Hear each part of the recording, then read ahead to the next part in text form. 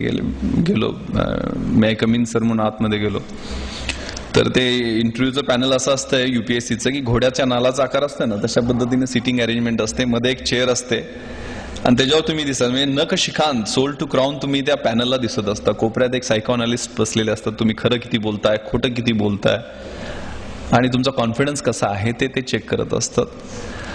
आणि माझ्या शेजारी कुलकर्णी मॅडम एक होत्या, म्हणजे त्यांनी पॅनलनी इंग्रजीत प्रश्न विचारायचा, मॅडमनी मराठीत करून मला सांगायचा, मी मराठीत उत्तर द्यायचं, मॅडमनी इंग्रजीत करून त्यांना सांगायचं.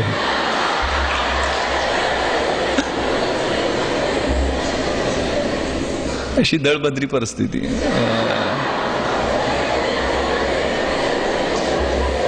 तर लेफ्टनंट जनरल सुरेंद्रनाथनी सुरुवात केली, Vishwas why don't you speak in English. मराठीत सांगतो आता सगळ्यांना, गावाकडचीच पोरात मायासारखीच असणार त्यावेळेचं मी. तू इंग्रजीत का बोलत नाहीस, तुझं माझं थेट संभाषण होईल, there will be direct communication. मी म्हटलं sir I am from rural background, मी खेड्यातला आहे, प्लीज मला मराठीत बोलू दे, मी कम्फर्टेबल फील करेल. ते म्हणे Vishwas you try in broken English, मोडक्या तोडक्या इंग्रजीत बोलू म्हणे. म्हटलं sir okay I will try my best. म्हटलं सर मी माझा प्रयत्न करतो. त्यांनी विचारलं Vishwas you have been graduated, 94 मध्ये ग्रॅज्युएट झालायस, 3 वर्ष तू काय कर, व्हॉट आर यू डुईंग. मी उत्तर दिलं sir I have established one competitive study centre at my village which works for the upliftment of the rural youth as well as for disseminating rational and viable ideas in rural folks. ते चाट पडले, अरे you speak very good English. पण तेवढंच उत्तर मी पाठ करून ठेवलेलं होतं.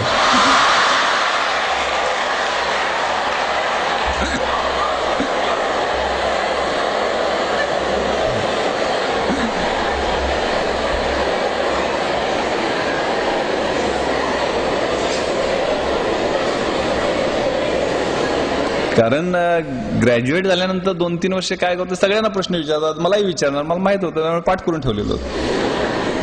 त्यानंतर माझं खरं इंग्रजी बाहेर यायला लागलं. पुढचा प्रश्न काय होता, माझा मराठी साहित्य विषय होता आणि त्यांनी मला विचारलं की Vishwas you might have heard about Ghashiram Kotwal. Ghashiram Kotwal बद्दल ऐकलं असशील, वाय इट वॉज कंट्रोवर्सी, वादग्रस्त का झालेलं होतं.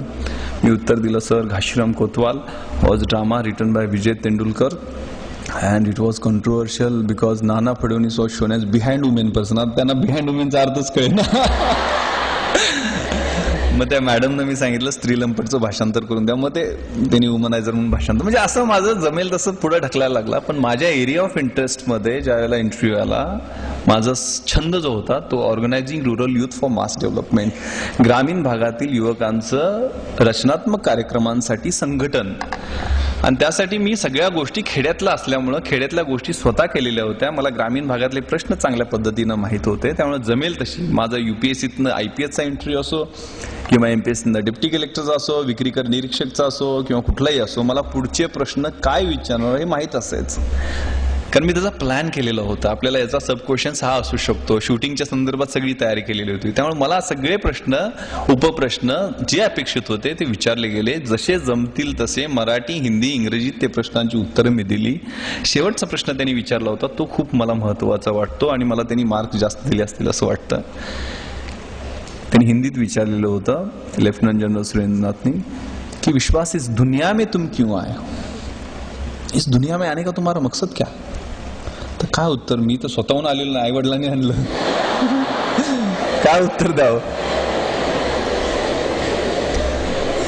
काय म्हणजे कलेक्टर झालो तर ग्रामीण भागातले प्रश्न सोडवेन, लोकांच्या समस्या सोडवेन, गरिबांचे अश्रू पुसण्याचं काम करेन, असं काहीतरी उत्तर दिलं असतं तर ते बोगस नकली वाटलं असतं.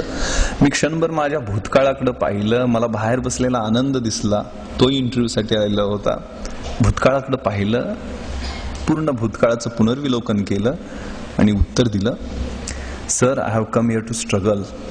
मी या ठिकाणी संघर्ष करायला आलोय, आत्तापर्यंत प्रतिकूल परिस्थितीशी संघर्ष करत इथंपर्यंत पोहोचलोय आणि इथं तुम्ही मला जर सिस्टममध्ये येण्याची संधी दिली तर सिस्टम मधल्या वाईट गोष्टींच्या विरुद्ध संघर्ष करायची इच्छा आहे.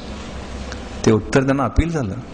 आणि ज्या ठिकाणी मी म्हटलं होतं ना मगाशी विकास जैन, अमेरिकेतली BTech MMS हायली क्वालिफाईड, मी BA इतिहास शिवाजी विद्यापीठ कोल्हापूर, तो हायली क्वालिफाईड मुलगा, त्याला पहिला प्रश्न विचारला की तू अमेरिकेतली 2 लाख रुपये पर महिन्याची नोकरी सोडून इथं 10,000 रुपये पर महिन्याची नोकरी पकडायला कशासाठी आलास.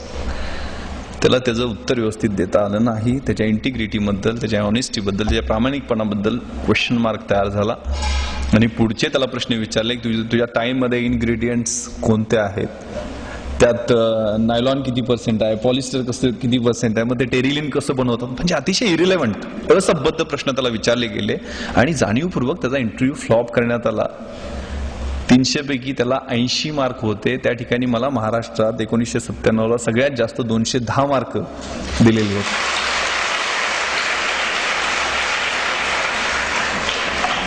सांगण्याचा उद्देश एवढाच आहे की झाकली मूठ 1.25 लाखाची ठेवू नका. ओपन अप, बी पॉझिटिव्ह.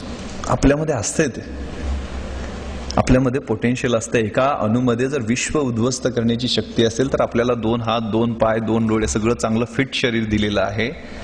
अभ्यास करून कुणाच्या अंगाला भोकं पडलेत किंवा कोण मेलाय असं मी काय ऐकलेलं नाहीये. ही संधी आहे. जसं जमेल तसं प्रामाणिकपणे सांगत गेलो आणि यश मिळत गेलं.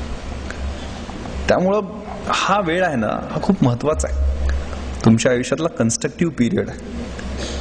मात्र इथं वळणही वेगळं लागू शकतं. या वयात अनेक काय म्हणतात ते 16 वर्ष धोक्याचं, आपण चुकीच्या मार्गालाही जाऊ शकतो. एखादी चमकणारी गोष्ट असते, चकाकणारी गोष्ट असते, आपल्याला वाटतं ते सोनं आहे. आपण जवळ जातो, त्याला हात लावतो, ती काच असते. कधीतरी ती काच लागते हाताला, जखम होते, तिची जखमेची मोठी जखम होते, चिघळते, तिचं गँग्रीन होतं आणि आयुष्य कधी उद्ध्वस्त होतं कळत सुद्धा नाही. थोडंसं सावधान. अगदी काय सदासेवी अरण्य तारुण्य काळी करण्याची आवश्यकता नाहीये. थोडं आपल्याला ज्यासाठी पाठवलेलं आहे घरून, आपले शिक्षक आपल्याची जे अपेक्षा करतायत त्यासाठी वेळ दिला पाहिजे, त्यासाठी प्लॅन केला पाहिजे.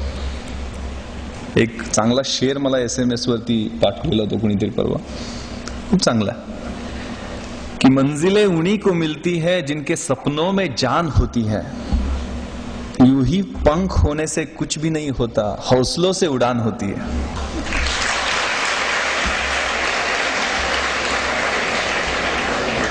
तुमच्यातला हौसला, तुमच्यातली जिद्द, तुमच्यातली इच्छाशक्ती, या गोष्टी तुमचं स्वप्न पूर्ण करणार आहेत. त्यामुळे प्लॅन करा.